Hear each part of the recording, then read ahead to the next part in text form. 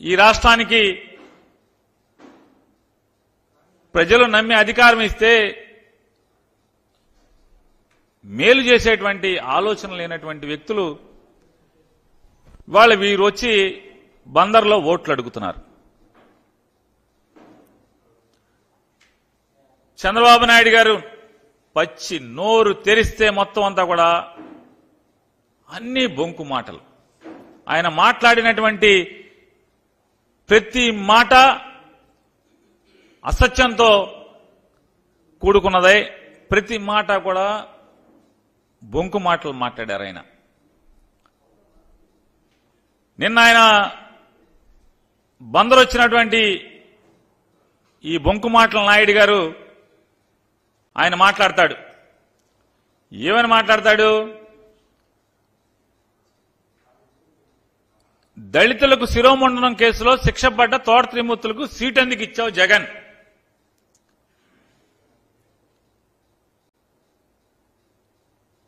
Bail ఎందుకు, judge గారితో మాట్లాడి బెయిల్ ఎందుకు ఇప్పించావు జగన్ తోట త్రిమూర్తులను జైల్లో వేయకుండా?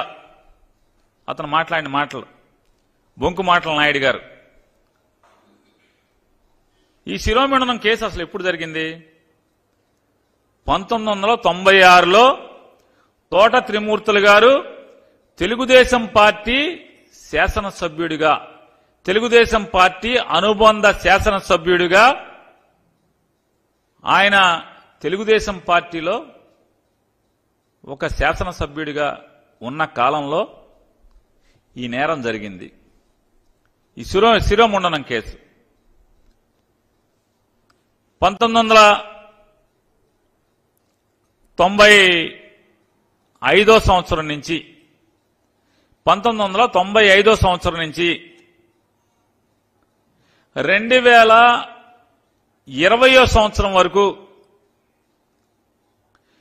1995 సంవత్సరం నుంచి 2020 సంవత్సరం వరకు అంటే 25 సంవత్సరాలు ఆయన రాజకీయాలు ఎవరితో చేశాడు? ఎవరు జెండా పట్టుకుని చేశారు? ఎవరు పక్కన కుర్చీలో కూర్చుని రాజకీయాలు నడిపాడు? అంటే వయసు మీద పడ్డ చంద్రబాబు నాయుడు గారు ఎంత బొంకు మాటలు నాయుడు అనేది దీనికోసమే. 95 నుంచి దాదాపుగా 95 నుంచి 2020 సంవత్సరం వరకు చంద్రబాబు నాయుడు గారి కుర్చీలో పక్కన కూర్చోబెట్టుకుని ప్రతిసారి ప్రతి ఎన్నికల్లో సీట్ ఇచ్చి